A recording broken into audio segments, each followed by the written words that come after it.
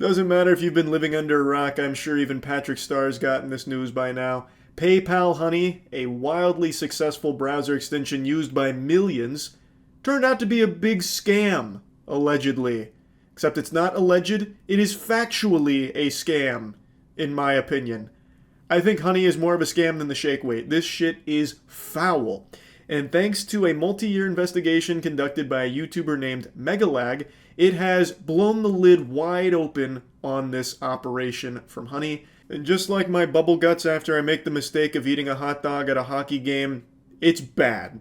So bad, in fact, that it has now led to a class action lawsuit being filed against Honey. Another YouTuber named Legal Eagle just posted this video announcing this class action lawsuit they're filing against them.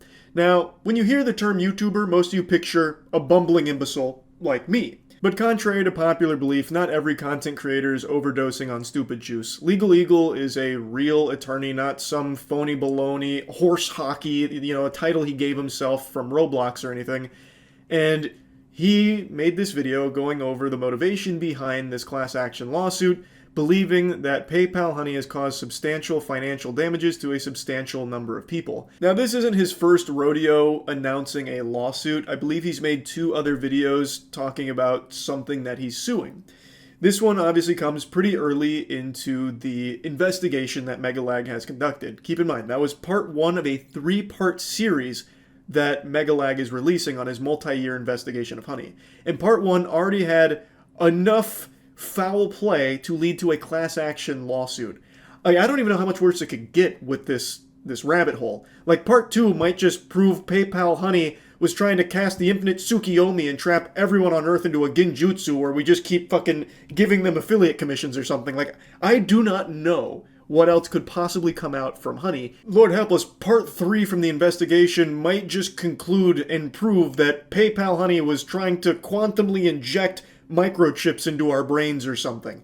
It really is, like, it's fascinating just how bad this company is. That one part of a 3-part investigation was enough to lead to a class action lawsuit against them.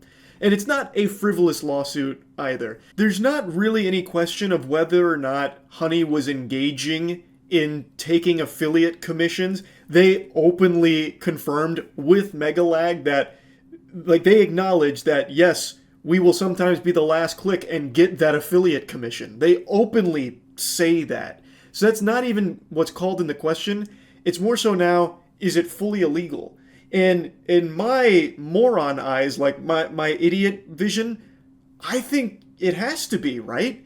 Like, I talked about it a bit on stream last night. I'll show you some clips there. But I think it is the textbook definition of cookie stuffing, which does have a legal precedent set that it's wire fraud. Now, I think there's been a little confusion on exactly how big of a scam this is, so I'm going to try and break it down into even simpler terms. A lot of people are under the impression that the only people affected are those that promoted Honey. Like, who cares about influencers that lost money, through commissions and stuff?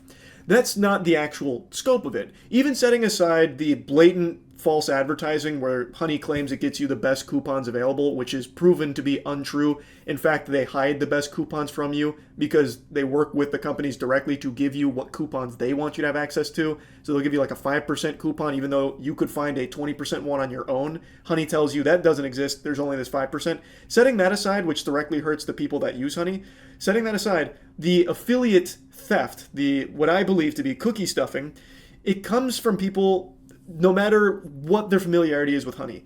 So let's say your grandmother, this is the example I've been giving on stream to try and help explain it. Let's say your grandmother on Facebook, she has an affiliate link to baking supplies, Tupperware. She has an affiliate link for Tupperware, and she shares that on her Facebook page. And you, being the good grandson you are, want to support her and give her a little commission, and you could use the Tupperware. So you click her affiliate link, you go to the Tupperware, as you're checking out, Honey pops up and says, do you want to check for coupons? And you click, sure, I might as well. So you click that, it finds no coupons, you close it.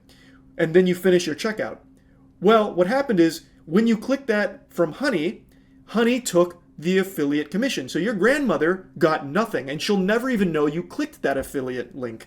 Honey got the whole thing because Honey is a brand partner of that Tupperware, not the grandmother with the affiliate link. Thus, when Honey poached the affiliate commission, they got all of the money, not your grandmother, even though it was your grandmother's link that brought the sale to the Tupperware. But that company will never know that it was the grandmother's link that did it. They will just see that it was Honey that got the last click. Thus, they have to pay out the commission to Honey. That's what's going on. Your grandmother had never heard of Honey. She never promoted Honey. But you had it because maybe your favorite YouTuber talked about it, or maybe you just happened to see all the advertisements elsewhere for it. That's the actual spaghetti and meatballs of it. It's not just people that promoted the Honey, getting butt fucked or anything. It's anyone that has Honey and then tries to click an affiliate link. Honey will take it, even if that affiliate link came from someone that knows nothing about Honey. And another good thing that was pointed out in Megalag's video, even when Honey provides no value at all, where you're in checkout and Honey says, hey, just popping up to let you know, didn't find anything. Like, even if you don't click anything, it just pops up and says, hey, I'm here, I got nothing for you. And you click, to exit out, you click got it to get rid of it. You clicking got it, even though it came up and said, hey, we didn't find anything, we're not even trying to find it, there's nothing here for us. Even though it did actually nothing, you just clicking got it will take the affiliate commission. And the person who had the affiliate link will never know that that even happened. Another big question is, well, how did people not know they were missing out on money? How did they not know they weren't getting paid?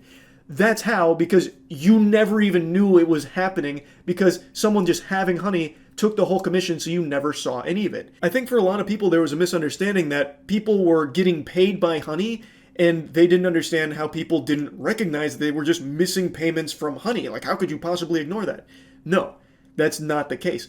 Anyone that had Honey installed and engaged in clicking an affiliate link, that commission never made it to whoever the affiliate was. Honey would take it. So the actual affiliate would never even know that it happened, which is why it was impossible to ever even find out. That's what made it so slippery and so sneaky.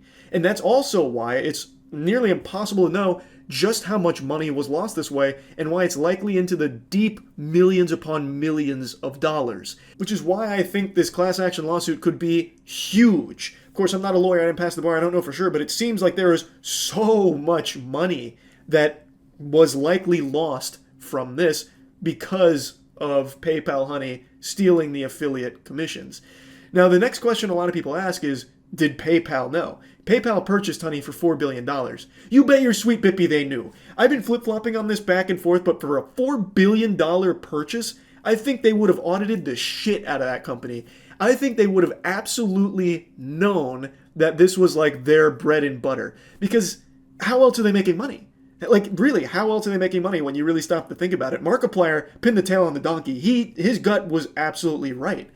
Like, PayPal would have had to have known that when they purchased this company. I think it's now just a matter of, did PayPal know that it might be illegal? Did they knowingly spend $4 billion on illegal business practices, which would be mind-boggling if that is the case? If the answer is yes to that question. So I'm very interested to see where this class action goes. But anyway, I want to show you some of the clips from the stream because we dove into their terms of service. Honey actually is so fucking scummy that they snuck some shit into their terms of service, which of course nobody's reading. Everyone knows no one reads the terms of service. Even the law knows no one is actually sitting through and reading through every single fucking term of service for the things they sign up for. But Honey knew that and snuck some shit in there to try and cover their own ass. Like I said after the initial part 1 of the investigation, this is going to be a huge class action. There is unironically millions of dollars that were probably lost along the way for a lot of different people. So I'm very curious to see just how big it gets. I think it's almost billions of dollars lost. I've got to stop the music for that. Okay, it's going to be a lot of money, but billions? Is Honey even worth billions? PayPal paid $4 billion for it. I gotta stop the music for this. Did you know Honey's terms of service make it so you can't sue them with a class action? I'm gonna look that up myself right now. I don't believe you. But no one ever reads the terms of service. But I imagine Legal Eagle would have before the class action. Let's see.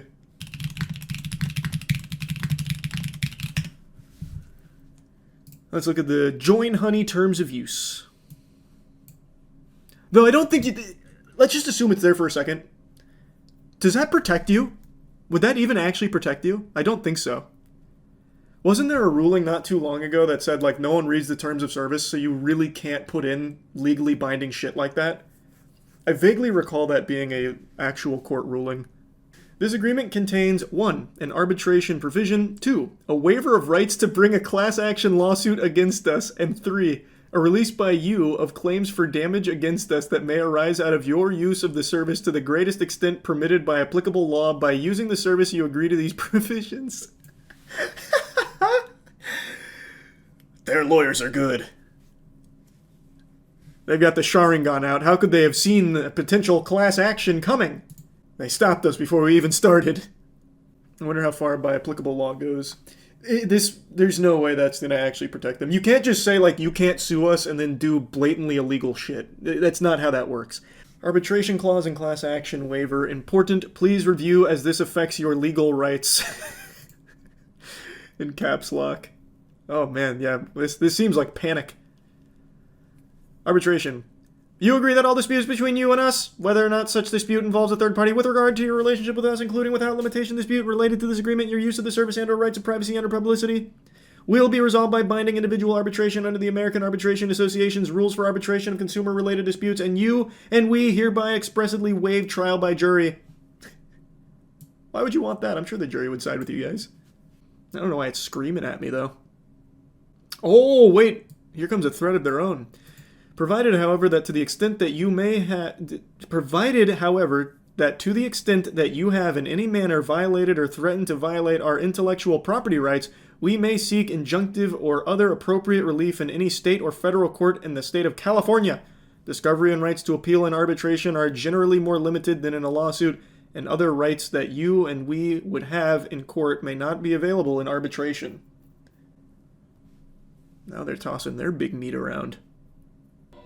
That's interesting. I've heard that too. Someone in Legal Eagle's comments brought up that what Honey did could be considered cookie stuffing, which is a form of wire fraud, and that there's legal precedent for it. I've heard that a couple times. I might as well look at it before hopping onto Rivals to start my Grandmaster climb. So cookie stuffing is legitimately a real term. It is a real thing that they have cracked down on. Deceptive tactic in affiliate marketing. It is considered fraudulent. But what is the legal precedent? Because I think it is the textbook definition of cookie stuffing what Honey was doing. So it's been considered a form of wire fraud, and in 2006, eBay collaborated with the Federal Bureau of Investigation in a sting operation targeting top affiliate marketers. So it looks like in 2006 there was a big case with it. Sean Hogan, eBay's largest affiliate marketer, was found to have engaged in cookie stuffing. His strategy involved modifying his website to load resources from eBay servers, thereby setting affiliate cookies on users' browsers. The technique falsely attributed subsequent eBay purchases to Hogan's site. Despite Hogan making over $28 million through eBay's affiliate commissions, it was determined that Hogan's activities did not contribute any substantial revenue to eBay. In the subsequent legal proceedings, Hogan pleaded guilty to a single wire fraud charge, leading to a 5-month federal prison sentence and a $25,000 fine. Okay, he got off pretty easy. There's another case as well. Also, eBay affiliate marketing, Brian Dunning. Similar tactics with cookie stuffing during 2006 to 2007.